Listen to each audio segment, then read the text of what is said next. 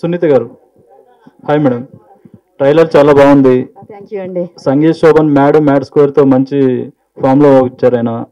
ఆయన సోలో హీరోగా నటించిన ఫస్ట్ సినిమా. ఈ సినిమాకి ఆయన అసలు ఎందుకు రాలేదు ఇప్పుడు ప్రెస్ మీట్ కి? అంటే యాక్చువల్గా మీకు తెలుసు, చిన్న సినిమాలకి డేట్స్ దొరకడమే కష్టం, రిలీజ్ డేట్స్. సో పెద్ద పెద్ద సినిమాల ముందు మాకు అనుకోకుండా ఒక డేట్ దొరికిందండి. సో మేము కొంచెం ప్రయర్గా ప్లాన్ చేసుకోవడానికి అంత వీలుగా లేకపోయింది. ఆ అబ్బాయి మీకు తెలుసు కదా, మ్యాడ్ స్క్వేర్ అన్ని హిట్ అవ్వడం వల్ల ఆ అబ్బాయి వేరే స్కెడ్యూల్తో బిజీగా ఉన్నారు. వస్తారు సార్ తప్పకుండా. మా క్రూ అందరూ కూడా హీరో హీరోయిన్ అందరితో కలిపి మళ్ళీ ఒక ఈవెంట్ చేయాలనుకుంటున్నాము. June 6th అంటే మరీ దగ్గరగా ఉంది కదా సార్. సో అందుకని ఈ ఈవెంట్కి అందరూ అటెండ్ అవ్వలేకపోయారు. సో తప్పకుండా పెడతాం సార్, సంగీత్తో ఒక ఈవెంట్ తప్పకుండా ఉంటుంది. అంతే తప్పితే అంతకు మించి ప్రాబ్లం ఏం లేదు సార్. ఎందుకంటే అంతసేపు వెయిట్ చేసేంత టైం మా దగ్గర లేదు. June 6th మీకు తెలుసు కదా, ఆ సినిమా ప్రాబ్లమ్స్ మీకు తెలుసు కదా. మ్యాడ్ స్క్వేర్ మీరు చూసుంటారు. సంగీత్ శోభన్ ఇందులో కొత్తగా కనిపించబోతున్నాను కూడా చెప్పారు. ఏంటి అసలు ఎలా ఉంటుంది? అంటే ఇప్పుడు దాకా మీరు ఎక్కువ తనలో ఒక కామెడీ యాంగిల్ మాత్రమే చూశారు. ఇందులో ఒక పెర్ఫార్మెన్స్ వైజ్ ఆయన యాక్షన్ మేము చేసినప్పుడు చూస్తేనే, అంటే నేను ఒక ప్రేక్షకురాలుగా చెప్తున్నానండి, ఆయనలో ఈ యాంగిల్ ఉంది, ఎంత బాగా పెర్ఫామ్ చేయగలుగుతాడా అని నాకు చాలా ఆశ్చర్యం వేసిందండి. సో ఆ యాంగిల్ మీరు ఇందులో చూస్తారు. యాక్షన్ వైజ్ కానీ అతని పెర్ఫార్మెన్స్ వైజ్ కానీ అసలు స్క్రీన్ మీద ఆ అబ్బాయి ఉంటే అసలు చించేసినట్టే చేస్తాడు సార్. నేను ఒక ప్రొడ్యూసర్గా చెప్పట్లేదు, ఒక ప్రేక్షకురాలుగా చెప్తున్నాను. సో చూసిన తర్వాత, రిలీజ్ అయిన తర్వాత మీరు అందరూ కూడా అదే చెప్తారు. మేము ఒక వర్కింగ్ స్టిల్ చూసాం, అందులో విజేంద్ర ప్రసాద్ గారు కనిపించారు. అవునండి. ఏంటి ఆయన ఈ సినిమాకి చూసి సజెషన్స్ ఏమైనా ఇచ్చారా ఏంటి? ఏం లేదు సార్, అంటే శ్రీవల్లి మేము ఆయనతో చేసిన వలన కొంచెం మీకు ఇదివరకే చెప్పాను, ఒక తండ్రి కూతురు రిలేషన్ లాంటిదండి. ఆయన ఎప్పుడు నాకు పితృ సమానులే. సో మేము ఏం చేసినా ఆయన దగ్గరికి వెళ్ళి ఆశీర్వాదం తీసుకుంటూ ఉంటాము. సో సెకండ్ ప్రొడక్షన్గా అసలు యాక్చువల్గా ఎంతకంటే ముందు మీకు చెప్పాను కదా, ఇంకా ఎర్లీగానే మా సెకండ్ ప్రొడక్షన్ మొదలవలసింది ఉండింది. ఈ కోవిడ్ వల్ల అది డిలే అయ్యిందండి. ఏదైనా మేము ఆయనకి వెళ్ళి ఆశీర్వాదం తీసుకుంటాం. సో ఆయన అలాగే మా సెట్కి వచ్చి మమ్మల్ని ఆశీర్వదించి వెళ్ళారండి. ఓకే, డైరెక్టర్ గారు, ట్రైలర్ చూస్తే ఒక డైమండ్ చుట్టూ 100 కోట్ల డైమండ్ చుట్టూ కథ తిరుగుతుందని అనిపిస్తుంది. ఎలా ఉంటుందండి అసలు? అంతేనండి, ఇప్పుడు ట్రైలర్లో ఏదైతే చెప్పాలనుకున్నామో అదే మేము సినిమా ముందు చెప్తున్నాము.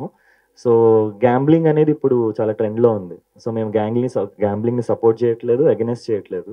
బట్ అసలు ఎలా ఉంటుంది గ్యాంబ్లింగ్ అనేది, ఎలా ఉంటుంది, లైఫ్స్ ఎలా మారిపోతాయి. ఇలా మీరు లిరికల్ వీడియో విన్నారు కదా, ఆ సాంగ్లో ఏదైతే కంటెంట్ చెప్దాం అనుకున్నామో సినిమాలో కూడా అదే ఫిలాసఫీ అండి. సో గ్యాంబ్లింగ్లో ఒక డైమండ్ పోయిన తర్వాత అదొక సీక్రెట్ క్లబ్. మీరు ఆ క్లబ్ని చాలా ఎక్కువసార్లు చూస్తుంటారు ట్రైలర్లో. సో అది సినిమాలో కొంచెం సేపు ఉన్నా సరే దట్స్ ద మెయిన్ లొకేషన్ అనమాట. అలాంటి ఒక లొకేషన్లోని ప్యాకాట్లో డైమండ్ కోల్పోతే దానికోసం మళ్ళీ ఎవరు ఎలా వచ్చారు, ఇన్ని పాత్రలు మీకు కనిపిస్తున్నారు కదా. సో వీళ్ళందరికీ అసలు ఆ డైమండ్కి సంబంధం ఏంటి, ఈ సస్పెన్స్ అనేది వెళ్తున్న కొద్దీ అన్లాక్ అవుతూ ఉంటుందండి. బిగినింగ్ నుంచి ఎంగేజ్ చేస్తుంది ఆడియన్స్ని, క్యూరియాసిటీ ఎక్కడ డ్రాప్ కాదు. టువర్డ్స్ ఎండ్ మాత్రం అది చాలా పీక్ వెళ్ళిపోతుంది అనమాట. సో దాని మీద మేము చాలా కాన్ఫిడెంట్గా ఉన్నాం. So we are believing the film so much. Okay అండి, wish all the best. Thank you so much. Director గారు చెప్పండి సార్. సో డెబ్యూ డైరెక్టర్గా ఇప్పటివరకు మీరు చాలా కథలు రాసుకుని ఉంటారు. ఇప్పుడు ఈ కథతోనే రావడానికి ఏమైనా రీజన్ ఉందా? ఏమన్నా అంటే ఏమన్నా ఇప్పుడు గ్యాంబ్లింగ్ గురించి ఏమైనా స్వీయ అనుభవాలు, చూసిన అనుభవాలు ఏమైనా ఉన్నాయా దీంట్లో? డెఫినెట్గా మన తెలుగు సినిమాలో ఎలిమెంట్స్ ఉంటాయో వాటన్నిటితో చేయాలని ఏ డైరెక్టర్గానే ఉంటుందండి. నేను వాటిని కలుపుకుంటూ కొత్తగా ఏదైనా చెప్పొచ్చు అనే ఒక ఫీలింగ్ నాకు ఫస్ట్ నుంచి ఉందన్నమాట. సో దీంట్లో ఏది తక్కువ కాదు, బట్ బ్యాక్ డ్రాప్ చాలా ఫ్రెష్ అనిపిస్తుంది మీకు. ఆ సెటప్ కానీ అది కానీ ఏదైనా నేను ఒకటో కొత్తగా డిఫైన్ చేసుకోవాలి కదా. చాలా సినిమాలు వస్తున్నాయి ఈ రోజుల్లో. So how to make this film అని నేను వర్క్ చేశానండి. సో బేసికల్గా కథ చిట్నీడి విజయ్ గారని బాహుబలికి డైలాగ్స్ ఇచ్చారు. సో ఆయన కథ రాశారు. సో ఆయన రాజమౌళి స్కూల్ కాబట్టి వాళ్ళు ఖచ్చితంగా పల్స్ పట్టుకునే రాస్తారు. సో దాని మీద నేను ఒక ఇంట్రెస్టింగ్ బ్యాక్ డ్రాప్, దాని మీద గ్యాంబ్లింగ్, కాస్ట్యూమ్స్ బాగా వర్క్ చేసుకుని, అశ్వంత్ బైరి అని చెప్పి గాజీ లాంటి పెద్ద పెద్ద సినిమాలు చేశాడు ఆయన. సో మ్యూజిక్ డైరెక్టర్ కూడా శశాంక్ అని ఏఆర్ రెహమాన్ స్కూల్లోని చేశాడు. మేమంతా షార్ట్ ఫిల్మ్స్ చేసేవాళ్ళం అండి. సో మా టీం అంతా కలిపి ఈ సినిమాలో ప్రతి విజువల్, ప్రతి షార్ట్ ఫ్రెష్గా ఉండాలని ఒక మంచి సినిమాని ది బెస్ట్ యాంగిల్లో ప్రజెంట్ చేసామండి. సో అది మీకు ట్రైలర్ చూస్తే అర్థమై ఉంటుంది, సినిమా చూసేటప్పుడు ఇంకా బాగా అర్థమవుతుంది. ఇప్పుడు బెట్టింగ్ యాప్స్ మీద కొంచెం ట్రెండింగ్ ఏమైనా జరిగింది కదా, ఇష్యూ జరిగింది కదా, దానికి సంబంధించింది ఏమైనా ఉంటుందా దీంట్లో ఏమైనా, లేకపోతే మన మెసేజ్ ఏమైనా ఉంటుందా దీంట్లో? దీంట్లో మెసేజ్ అయితే ఉండదండి, కాకపోతే కాన్సిక్వెన్సెస్ ఏంటనే ఉంటాయి. సో ఇప్పుడు రీసెంట్గా ఐపీఎల్ కానీ లేకపోతే మీరు చెప్పినట్టు ప్రమోషన్స్ కానీ ఇవన్నీ ఏంటంటే గ్యాంబ్లింగ్ చేయమని చెప్తుంటాయి. మేము అలా ఏం చెప్పట్లేదు. గ్యాంబ్లింగ్ చేస్తే ఏమవుతుంది, ఇప్పుడు ఈ జనరేషన్కి ఇప్పుడున్న ఆడియన్సెస్కి మనం ఏం చేయాలో ఏం చేయకూడదో చెప్పే అంత లేదనుకుంటున్నాను నేను with social media and all. So cinema చూస్తే ఓహో ఇలా చేస్తే ఇలా అవుతుందా అని అర్థం చేసుకుంటాం. అండ్ మా కీ డైలాగ్ వచ్చేసి జూదం ఎక్కడ ఆపాలో తెలియాలి, యుద్ధం ఎక్కడ మొదలు పెట్టాలో తెలియాలి అని. సో అదేనండి, ఏదైనా లిమిట్ దాటితే అది చెడ్డదే, అమృతం కూడా ఎక్కువ దాటితే మంచిది కాదంటారు. సో అదే మేము ఫాలో అయ్యామండి దీంట్లో. Thank you. మేడం, మైత్రి వాళ్ళు రిలీజ్ చేయడం మీకు ఎలా అనిపిస్తుందండి? అంటే సినిమా చూసారు, వాళ్ళు చూసిన తర్వాత మీకు ఇచ్చిన ఫీడ్బ్యాక్ ఏంటి? అంటే వాళ్ళు రిలీజ్ చేయడం ఎవరికైనా గ్రేట్ థింగ్ అండి. మాలాంటి ప్రొడ్యూసర్ని ఎంకరేజ్ చేయడం అంతా అది మాకు నిజంగా ఒక ప్లస్ అనే అనుకోవాలండి. వాళ్ళైతే మూవీ ఏం చూడలేదు సార్, చూడకుండానే మేము వెళ్ళి రిక్వెస్ట్ చేసాము, స్టోరీ చూచాక చెప్పాను సార్. దాన్ని బట్టి వాళ్ళకు కూడా మాలాంటి వాళ్ళని ఎంకరేజ్ చేయాలని బహుశా ఒక మంచి ఇది ఉండొచ్చు. సో అందుకే నేను వాళ్ళు చాలా థ్యాంక్ఫుల్ అని చెప్తున్నాను సార్. సేమ్ క్వశ్చన్ కంటిన్యూస్ అండి. అంటే మైత్రి వాళ్ళు రిలీజ్ చేస్తున్నారు కదా, సో ఎన్ని థియేటర్స్ లో రిలీజ్ చేస్తున్నారు ఓవరాల్ గా? ఇంకా లిస్ట్ కంప్లీట్ గా రాలేదు సార్ మనకి. నైజాం అంతా మైత్రి వాళ్ళు రిలీజ్ చేస్తున్నారు సార్, వేరే చోట వేరే వాళ్ళు రిలీజ్ చేస్తున్నారు. 2 days లో లిస్ట్ వస్తుంది సార్ మనకి. ట్రైలర్ అది చాలా బాగుంది చూడడానికి. అండ్ ఈ గ్యాంబ్లర్స్ ఇవన్నీ చూసుకుంటే మెయిన్ గా ఎక్కువ ఇట్లాంటివన్నీ గోవా అటు సైడ్ ఎక్కువ జరుగుతూ ఉంటాయి ఇలాంటివన్నీ. సో ఇది మొత్తం అంటే ఇక్కడ జరుగుతున్నదా స్టోరీ, లేకపోతే గోవా అటు సైడా? అంటే ఇది ఎక్కడ అనేది మనం స్పెసిఫిక్గా చెప్పలేదు సార్. అది ఒక సీక్రెట్ క్లబ్, ఒక సీక్రెట్ క్యాజినో అంతే. అంటే ఒక డార్క్ దీంట్లో ప్లేస్లో జరిగేది. కొంచెం ఎక్కువ అమౌంట్స్తో గ్యాంబ్లింగ్ ఎక్కడ జరిగినా అది ఓపెన్గా ఉండదు కదా. అంటే మనం కథలు రాసుకునేటప్పుడు కథ పరంగా ఎక్కువ ఊహతో చేసేదే ఉంటుంది, కానీ యాక్చువల్గా అది ఉంటుందా లేదా అనేది క్వశ్చన్ కదా సార్. అలా ఒకలాంటి క్లబ్ ఉంటే కనుక అక్కడికి ఓన్లీ కొంతమందికి లిమిటెడ్ ఎంట్రీ ఉంటుంది సార్. ఎవరు పడితే వాళ్ళు వాకింగ్ చేసే క్యాజినో కాదు అది. అక్కడికి వెళ్ళడానికి అర్హత ఉండాలి, వాళ్ళకి ఒకటి ఉండాలి, ఆ కాన్సెప్ట్తో చేసింది అనమాట. అలాంటి ఒక ప్లేస్ ఉంటే, అలాంటి ఒక ప్లేస్కి వెళ్ళిన తర్వాత వాళ్ళు ఏదైనా కోల్పోతే అప్పుడు దానికోసం మళ్ళీ ఎవరన్నా కోల్పోయిన దానికోసం ఎవరెవరు వచ్చారు, ఏం చేశారు అనేదే మెయిన్ కాన్సెప్ట్ అండి. ఓకే అండి, ఆల్ ద బెస్ట్ అండి. Thank you. డైరెక్టర్ గారు చూడండి. హాయ్ అండి, ఐమ్ అంజలి. సాంగ్ చాలా బాగుంది అండ్ ట్రైలర్ కూడా చాలా బాగుంది. బట్ గ్యాంబ్లర్స్ కాన్సెప్ట్ లో చాలా మూవీస్ వచ్చినాయి అండ్ ప్రతి దగ్గర జరిగే కాన్సెప్టే ఇది. లైక్ ఐదర్ వెళ్తే ఎవరి కోసం వెళ్ళడం, లేకపోతే అక్కడ ఏదో పోగొట్టుకోవడం. But what is the new thing? ఎందుకంటే సంగీత్ శోభన్ గారు చేశారు 1-2 మెయిన్ లీడ్ గా, బట్ ఆఫ్టర్ మ్యాడ్ తర్వాత సక్సెస్ తర్వాత రాబోతున్న సినిమా కాబట్టి ఆయనకి ఎంతవరకు ప్లస్ అవుతుంది కెరియర్ కి? ఫస్ట్ మీరు చెప్పినట్టు గ్యాంబ్లింగ్ మీద చాలా వచ్చాయండి, లైక్ ట్రెజర్ హంట్ మూవీస్ అని, డైమండ్ కోసం వెతకడం అనేది చాలా వచ్చాయి. సో ఇవన్నీ ఎలా వెళ్తాయంటే మనం ఆ డైమండ్ వెతుక్కుంటూ వెళ్ళేసరికి సినిమా అయిపోతుంది. సో మేము అలా చెప్పలేదండి. సంగీత్ అనే ఒక క్యారెక్టర్, ఏంజల్ అనే క్యారెక్టర్ చేశాడు దీంట్లో. తను పేకాటను నిర్మూలించడానికి ఫైట్ చేసే ఒక పర్సన్. సో ఇప్పుడు ఏదైతే ఇక్కడ గ్యాంబ్లింగ్ అంతా జరుగుతుందో ఆ గ్యాంబ్లింగ్ అగెనిస్ట్ గా ఫైట్ చేసే ఒక పర్సన్ ఈ వరల్డ్ లోకి వచ్చి చాలా పాత్రలు, ఇప్పుడు ఇందులో మీరు చూస్తున్నారు ఒక 5 key క్యారెక్టర్స్ ఉన్నారనమాట. సో వాళ్ళతోని సంగీత్ ఎలా ఆడుకున్నాడు, ఈ క్యారెక్టర్స్ మధ్యలో జరిగే కెమిస్ట్రీ కానీ, డ్రామా కానీ, డైనమిక్స్ కానీ ఎక్కువ మీకు కనిపిస్తుందండి. ఏదో వెతికేస్తున్నాం. పేకాట కూడా మీకు సినిమాలో పేకాట మొత్తం ఏమి ఉండదు. It's about how these characters are connected, వాళ్ళ మధ్యలో ఎమోషన్స్ ఏంటి, దాని మీద ఎక్కువ వెళ్తుంది. So that is the first thing అండి. అండ్ సంగీత్కి ఇది డెఫినెట్లీ మూవీ చాలా హెల్ప్ అవుతుంది. బికాస్ సంగీత్ అనగానే మనందరం మ్యాడ్ 2లోని విపరీతమైన కామెడీ చేసి చూసాం, తన కామెడీని ఎంజాయ్ చేసేసాం. దీంట్లో కామెడీ ఏం తక్కువ కాదండి, కాకపోతే ఆ కామెడీలో ఒక కొత్త యాంగిల్ ఉంటుంది, ఒక చిన్న యాటిట్యూడ్ క్యారీ చేస్తూ ఉంటాడు. సో దానివల్ల ఏంటంటే చాలా మంది ఫిల్మ్ మేకర్స్ కి సినిమా చూసాక సంగీత్ కొత్త కథలు రాస్తారని నేను అనుకుంటున్నాను. సంగీత్ అంటే ఏదో కామెడీ చేస్తాడు అనుకున్నాం, లేదు ఈ సినిమా చూసిన తర్వాత సంగీత్తో మనం ఇంకా మంచి కథలు చేయొచ్చు అని చాలా మంది సంగీత్ని అప్రోచ్ అవుతారని నేను చాలా కాన్ఫిడెంట్ గా ఉన్నానండి. ఓకే. అండ్ మధ్యన కొంచెం స్పిరిచువాలిటీ గురుజీ టైప్ చూపించారు. సో అది కూడా ఏమైనా యాడ్ చేశారా? అంటే లైక్ నథింగ్ ఓన్లీ గ్యాంబ్లింగే కాకుండా ఆ సైడ్, అందులో ఉన్న డార్క్ సైడ్ కూడా ఏమైనా చూపించాలనుకుంటున్నారా? అది మీరు డెఫినెట్లీ థియేటర్లో చూడాలండి.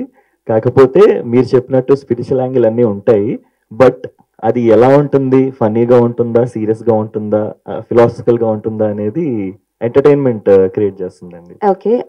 One is out of the box question. So బేసికల్గా ఏంటంటే ఈ మధ్య కాలంలో ఎక్కువగా యాక్షన్ థ్రిల్లర్ జానర్స్ ఎక్కువైపోయినాయి. అయితే యాక్షన్ థ్రిల్లర్ లేదు అని అంటే అంటే like time traveller or else full comedy genre వెళ్తున్నారు. బట్ మీరు రాబోయే జానర్ ఒక ఎక్స్పెరిమెంట్ అనే చెప్పాలి, and that to your debut. So ఎలాంటి భయాలు ఏమైనా ఆర్ నర్వస్నెస్ ఏమైనా ఉందా? అంటే ఎక్స్పెరిమెంట్ చేసినట్టు నేను ఫీల్ కాలేదండి, ఎందుకంటే ఇప్పుడు ఫర్ ఎగ్జాంపుల్ హాలీవుడ్ సినిమాలోనే సడన్గా తెలుగు క్యారెక్టర్లు వెళ్ళిపోయారు అనుకోండి, నాకు తెలిసే తెలుగు సినిమా అయిపోతుంది. సో ఈ సెటప్లోకి వెళ్ళేదో ఒక భీమవరంలో పనిచేసుకునే వెయిటరు, అమలాపురంలో యాక్టర్ అవుదాం అనుకున్న ఒక అమ్మాయి, అక్కడే సైకిల్ టైర్ షాప్లో పనిచేసుకునే ఒక అబ్బాయి, ఇలా మన తెలుగు పాత్రలందరూ ఈ కథలోకి వెళ్ళి దాన్ని ఒక పూర్తి తెలుగు సినిమాగా మార్చారు అనమాట. సో వాళ్ళు ఇచ్చే ఎంటర్టైన్మెంట్ కానీ మాస్ ఆడియన్స్కి, క్లాస్ ఆడియన్స్కి అందరికీ నచ్చుతుంది. సో నేను అది బ్యాలెన్స్ చేశాను అనేది నేను చాలా స్ట్రాంగ్గా ఫీల్ అవుతున్నాను అనమాట. ఓన్లీ ఎక్స్పెరిమెంట్ చేసేసి జనాలకు బోర్ కొట్టించే ఉద్దేశం నాకు లేదు, because it has to be overall entertainer. So ఆ కేర్ నేను డెఫినెట్గా తీసుకున్నాను. సో ఆ విషయంలో నాకు కాన్ఫిడెన్స్ ఉంది తప్ప ఎటువంటి భయం లేదండి. సో గ్యాంబ్లర్స్కి ఏ జానర్లో వేస్తారు మీరు? మేము దీని ఒక మిస్టరీ థ్రిల్లర్గా చూస్తున్నామండి, బికాస్ సస్పెన్స్ అనేది అన్ఫోల్డ్ అవుతూ వెళ్తుంటుంది, క్యారెక్టర్స్ అర్థమవుతూ ఉంటాయి. So why thinking it's a mystery thriller. So బాగుంటుంది, it's a fresh experience for everyone. So mystery thriller, I'm sorry కొంచెం లెందీ అవుతుంది, బట్ స్టిల్. లేదండి. సో మిస్టరీ థ్రిల్లర్స్ అనగానే స్క్రీన్ ప్లే అన్నది వెరీ ఇంపార్టెంట్. ఈ మధ్యకాలంలో స్క్రీన్ ప్లేస్ని ఎక్కువగా చూస్తున్నారు, ఎక్కువగా అబ్జర్వ్ చేస్తున్నారు, కాబట్టి దానికి సంబంధించి ఎలాంటి జాగ్రత్తలు తీసుకున్నారు? సో బేసికలీ నేను డెఫినెట్లీ నాకు ఇది ఫస్ట్ సినిమా కాబట్టి విజయ్ చిట్నిడి గారిని, ఆయన మన బాహుబలి టీంలో ఆయన వర్క్ చేశారండి. He gave dialogues to it. ఆయన నా గురువు గారు. సో నేను కంగారు పడిపోయి నేనే స్క్రీన్ ప్లే రాసేద్దాం అనే ఉద్దేశం పెట్టుకోకుండా నేను ఒక వర్షన్ రాసుకుని ఆయనతో కూర్చుని దాన్ని స్క్రిప్ట్ డాక్టరింగ్ అంటారు. సో ఇది కరెక్టేనా, ఇలా వెళ్ళొచ్చా, వెళ్ళకూడదా అనేది మొత్తం ఆయన గైడెన్స్లో చేశానండి. సో స్క్రీన్ ప్లే విషయంలో చాలా హెల్ప్ తీసుకున్నాను. అండ్ ఎడిటింగ్ అప్పుడు కూడా చాలా క్రాస్ చెక్ చేసుకుని మల్టిపుల్ లైక్ ఫీడ్బ్యాక్స్ తీసుకుని సో దాన్ని చాలా కేర్ఫుల్గా డీల్ చేసామండి. Okay, anyways all the best అండి. థ్యాంక్ యూ అండి, thank you so much. And music గురించి ఒకసారి చెప్తారా డైరెక్ట్ గా? అంటే ఆదిత్య మ్యూజిక్ వాళ్ళకి ఇచ్చారు కదా, సో ఎలా ఉండబోతుంది మ్యూజిక్ అనేది? ఇటువంటి వాటికి పర్టికులర్ గా బ్యాక్గ్రౌండ్ స్కోర్ అనేది చాలా ఇంపార్టెంట్. అవునండి. సో బేసిక్గా శశాంక్ తిరుపతి అని తను ఇంతకుముందు అలనాటి రామచంద్రుడు ఒక సినిమా చేశాడు. దాని ముందు ఏఆర్ రెహమాన్ స్కూల్లో చదువుకున్నాడు అనమాట. సో నాకు మామూలుగా ఫస్ట్ నుంచి ఏఆర్ రెహమాన్ మ్యూజిక్ చాలా ఇష్టం. అది ఏ జానర్కి ఎలాంటి మ్యూజిక్ కొడతారు అనేది మనం చెప్పలేము, దేనైనా దేంట్లో కన్నా ఫిట్ చేస్తారు. సో ఈ అబ్బాయికి కూడా ఏఆర్ రెహమాన్ చాలా ఇష్టము, సో నాకు ఇష్టము. సో మేము బిగినింగ్ కూర్చున్నప్పుడే ఈ సినిమాని ఎంత కొత్తగా చూపించవచ్చు, ఎంత ఫ్రెష్ సౌండింగ్ ఇవ్వచ్చు. యూజువలీ మనం చూసే సినిమా సౌండింగ్లే మళ్ళీ రిపీట్ అవుతూ ఉంటాయి అనే ఫీలింగ్ ఉంటుంది. అది లేకుండా ప్రొడ్యూసర్ సపోర్ట్తోని ఇన్స్ట్రుమెంట్స్ అవి మంచిగా వాడి చాలా స్టడీ చేస్తామండి. వెస్టర్న్ మ్యూజిక్ కానీ, కౌబాయ్ మ్యూజిక్స్ కానీ ఇవన్నీ స్టడీ చేసి దాన్ని ఇండియనైజ్ చేసుకున్నాం, అడాప్ట్ చేసుకున్నాం. సో దానివల్ల అండ్ ఆదిత్య మ్యూజిక్ వాళ్ళు కూడా అసలు మ్యూజిక్ వినంగానే ఇమ్మీడియట్లీ డిసైడ్ ఎస్, అసలు ఇంకా క్వశ్చన్స్ లేవు. అంటే మామూలుగా ఏది ఉంది ఏంటి ఇలా చాలా ఇంటర్వ్యూస్ ఉంటాయి కదా, ఇది ఫ్రెష్ మ్యూజిక్, ఇది ఆదిత్యలో ఉండాలని వాళ్ళు ఫిక్స్ అయిపోయారు. లైక్ చూడగానే బయటకు వచ్చేసి ఎస్ చెప్పారు. సో ఆదిత్య మ్యూజిక్ వాళ్ళకి ఐఎమ్ వెరీ థ్యాంక్ఫుల్. అండ్ మన మ్యూజిక్ డైరెక్టర్ అనే కాదండి, నాకు CG VFX సునీల్ అని ఒక అతను చేశారు. ఆయన గామి ఫిలింకి రీసెంట్గా గామి కూడా ఇలాగే ఒక మంచి విశ్వక్సేన్తో ఒక మూవీ వచ్చింది, బాగా వెళ్ళింది. దానికి VFX చేసిన అతనే మాకు కూడా VFX చేశాడు. ప్రేమ్ అని is a very good DOP. Editor Arjun రెడ్డికి ఎడిటింగ్ చేశారు ఆయన, శశాంక్ మలి అని. సో ఆయన మాకు ఎడిటింగ్ హెల్ప్ చేశారు. And sound design Suresh garu కానీ are all team everybody is done very well అండి. అంటే every work will be different, కొత్త వర్క్ మీరు చూస్తారు, అది డెఫినెట్లీ ప్రామిస్ చేయగలుగుతారు. అండ్ సునీత గారు, ఎందుకని పర్టికులర్ గా June 6th థియేటర్స్ కి రావాలనుకుంటున్నారు? June 6th రావాలని మేమేం అనుకోలేదు సార్. చిన్న సినిమాలు మీకంటే మాకు ఎక్కువ తెలియదు సినిమాల గురించి. సరే, ఒక సినిమాకి డేట్ రావడం అనేది మన చేతుల్లో ఉండదు సార్. ముందు పెద్ద సినిమాలు ఉన్నాయి, అవన్నీ చూసుకొని మాలాంటి వాళ్ళు రావాల్సి ఉంటుంది. ఆ రకంగా అటు ఇటు చూస్తే నాకు June 6th దొరికింది సార్. సో అందువల్ల June 6th రావాల్సి వస్తుంది. సో అందువల్లే కొంచెం నా ప్రమోషన్స్లో అందరిని ఇంక్లూడ్ చేయడం కూడా నాకు అందువల్లే కష్టమవుతుంది సార్. ఆఫ్టర్ ఆల్ నాకు మూవీ ఆ డేట్కి రావడం అనేది ఇంపార్టెంట్ కాబట్టి నేను 6th వస్తున్నానండి. అందరూ కూడా ఆ డేట్ బాగుంటుంది అన్నారు, థియేటర్స్లో కూడా నాకు ఆ డేట్ దొరికింది అండి. అంతే. డైరెక్టర్ గారు, అంటే ఇప్పుడు క్యాష్లో కానీ తీన్బత్తి కానీ అంటే ఇవన్నీ ఆడి పోగొట్టుకుంటే కొంచెం ఇంపాక్ట్ ఎక్కువ ఉంటుంది రైటింగ్ లో గట్ట. మీరు ఏమైనా ఎక్స్పీరియన్స్ ఉందా, లేకపోతే ఇన్పుట్స్ ఏమన్నా తీసుకున్నారా మీ ఫ్రెండ్స్ దగ్గర గట్ట?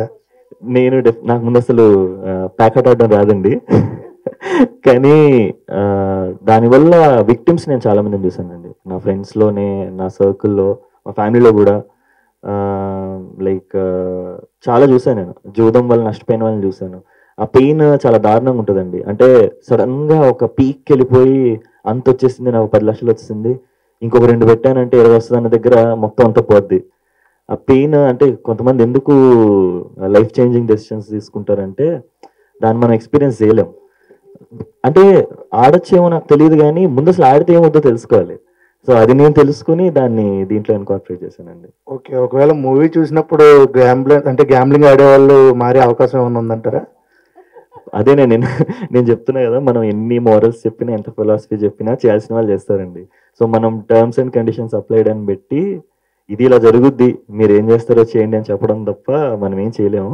బట్ నేనేమి బిలీవ్ చేస్తున్నా అంటే అట్లీస్ట్ కొంతమంది అయినా కరెక్టే కదరా, ఎవడో ఒక్క తీసుకున్న డెసిషన్ వల్ల ఇంతమంది లైఫ్స్ ఇలా అయిపోయి ఏంటి అంటే, ఇప్పుడు ఒక గ్యాంబ్లింగ్ ఆడితే నష్టపోయే దాంట్లో వాళ్ళ ఫ్యామిలీ ఉంటారు, ఫ్రెండ్స్ ఉంటారు, చాలా మంది ఉంటారు. సో ఈ సినిమాలో చాలా మంది విక్టిమ్స్ ఉంటారు. వాళ్ళని చూసైనా సరే అరే సరే నేను ఏదో నా సరదా కోసం ఆడాను, బట్ నా వల్ల నా పేరెంట్స్, నా ఫ్రెండ్స్, నా ఫ్యామిలీయో, నా వైఫ్, నా పిల్లలు ఎవరో ఒకరు ఎఫెక్ట్ అవుతారు కదా అనుకుంటే నేను చాలా హ్యాపీ. బట్ అది మంచి ఎట్లా లేదు కదండి. రాజ్ కుమార్ గారు, మీరు ఎప్పుడైనా వెళ్ళారా సార్ గోవా వెళ్ళి క్యాసినో కానీ తీనిపత్తిలు? క్యాసినోకి వెళ్ళామండి, కానీ చూస్తాం తప్పితే ఎప్పుడు ఆడలేదండి. మీరు ఇన్పుట్స్ ఏమైనా ఇచ్చారా డైరెక్టర్ గారికి? ఏమంటే ఇలా ఆడాలి, ఇలా ఉండాలి క్యాసినో అని చెప్పాం అంతే అండి. ఆయన స్టోరీని బట్టి దాన్ని బట్టి డిస్కషన్ లో చెప్పాం, కానీ స్టోరీ ఇన్వాల్వ్మెంట్ అంతా అయిందేనండి. అంత మొత్తం మేకింగ్ లో మీరు అన్నారు, మీరు ఏమైనా ఇన్పుట్స్ ఇచ్చారేమో అని. అంటే నేను యుఎస్ లాస్ వేగాస్ వెళ్ళానండి, మకావ్ అన్ని తెలుసు. క్యాసినో వెళ్ళా కానీ ఇప్పుడు ఆడను, జస్ట్ చూసి వస్తూ ఉంటాను అంతే అండి. నాకు అలవాటు లేదు గ్యామ్లింగ్ అయితే.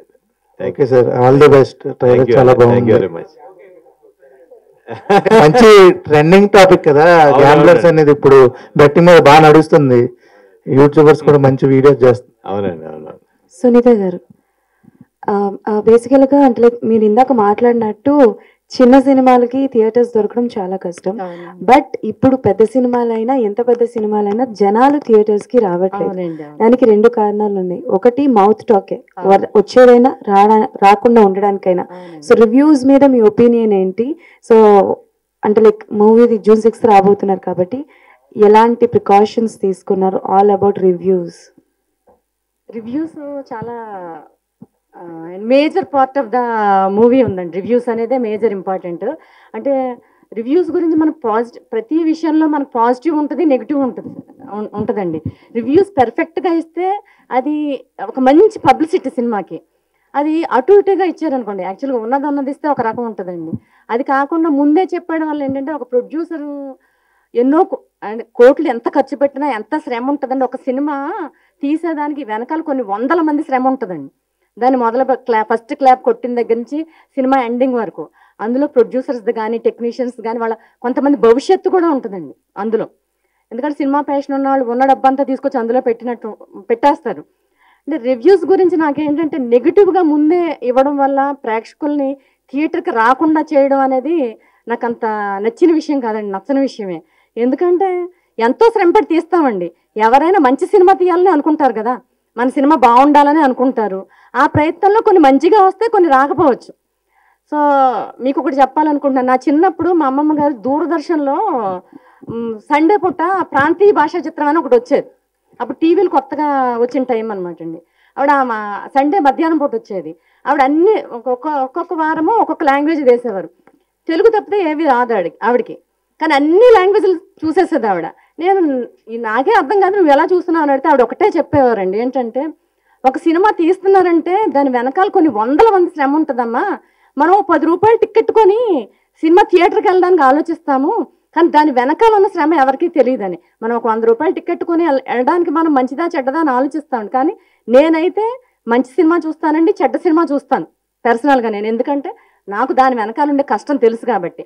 సో నా రివ్యూస్ రాసేవాళ్ళు కూడా అదే రిక్వెస్ట్ చేస్తున్నాను. నా సినిమాకే కాదు, ఏ సినిమాకైనా కూడా కొన్ని 100 కోట్లు ఖర్చు పెట్టి తీస్తున్నారండి. రివ్యూస్ ముందే ఇవ్వడం వల్ల అనుకోని నష్టం జరిగి చాలామంది రోడ్ల మీదకి వచ్చేస్తున్నారు.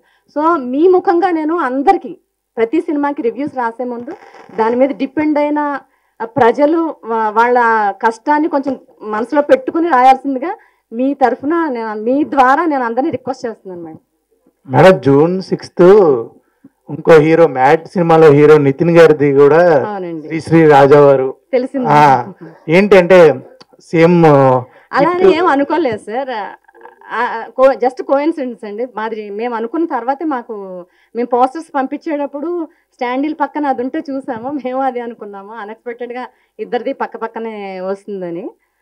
సో అంటే మొత్తం పెద్ద హీరో కానీ అంటే మొత్తం థియేటర్స్ ఆక్యుపై చేసే సినిమా కాదు కాబట్టి థియేటర్స్ మాకు వాళ్ళకి బహుశా షేర్ చేస్తున్నారు అనుకుంటండి. అందువల్లే మాకు 6th రమ్మని అడ్వైస్ ఇవ్వడం వల్ల మేము కూడా వెళ్ళడం జరిగిందండి. అది హరిహర వీరమల్లి ఇలాంటి సినిమాలు వచ్చినప్పుడు మాకు థియేటర్స్ దొరకవు కదా సార్, అందువల్ల వెళ్ళడం జరిగింది. ఆ హిట్టే కొనసాగాలని మనస్ఫూర్తిగా కోరుకుంటున్నాను సార్. అది హిట్ అవ్వాలి, మాది హిట్ అవ్వాలండి తప్పకుండా అదే కోరుకుంటున్నాను. థ్యాంక్ యూ వెరీ మచ్ అండి, అందరికీ థ్యాంక్ యూ వెరీ మచ్.